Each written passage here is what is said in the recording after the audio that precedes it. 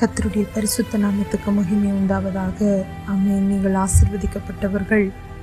இன்றைய தினம் பகுதியில் கொலோசியர் 1 அதிகாரம் 20 வசனத்திலிருந்து நாம் தியானிக்கலாம். அவர் சிலுவையில் சிந்தின இரத்தத்தினாலே சமாதானத்தை உண்டாக்கி பூலோகத்திலும் பரலோகத்தில் உள்ளவைகள் யாவையும் அவர் மூலியமாய் தமக்கு ஒப்புரவாக்கிக் கொள்ளவும் அவருக்கு பிரியமாயிற்று. முன்னே அந்நியராயும் துர்க்கிரியைகளின் மனதிலே சத்துருக்களாயும் இருந்த உங்களை பரிசுத்தராயும் குற்றமற்றவர்களாயும் கண்டிக்கப்படாதவர்களாயும் தமக்கு முன் நிறுத்தும்படியாக அவருடைய மாம்ச சரீரத்தில் அடைந்த மரணத்தினாலே இப்பொழுது ஒப்புரவாக்கினார்.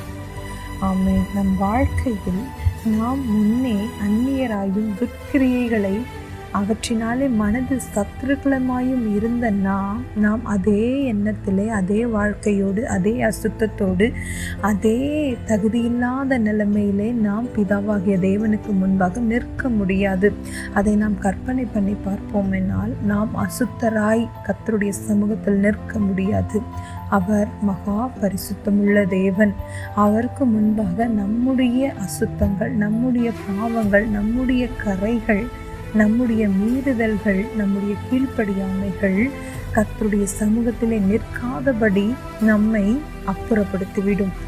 ஆனால் அதற்காக இயேசு கிறிஸ்து அவருக்கு பிதாவாகிய தேவனுக்கு முன்பாக நிறுத்துவதற்காக இயேசு கிறிஸ்துவின் மாம்ச சரீரத்திலே அடைந்த மரணத்தினாலே நம்மை ஒப்புரவாக்கி, நம்மை பரிசுத்தமாக்கி, அவர் சிலுவையில் சிந்தின இரத்தத்தினாலே நமக்கு சமாதானத்தை உண்டாக்கி இருக்கிறார், நம்மை ஒப்புரவாக்கி இருக்கிறார். எவ்வளவு பெரிய பாக்கியத்தை கர்த்தர் நமக்கு தந்திருக்கிறார்.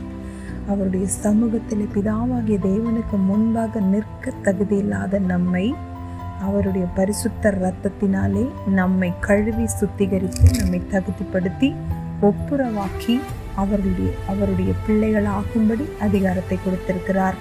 ஆமென். நீங்கள் ஆசீர்வதிக்கப்பட்டவர்கள். கர்த்தர் இந்த வார்த்தையை கேட்ட ஒவ்வொருவரையும் ஆசீர்வதிப்பார். God bless you.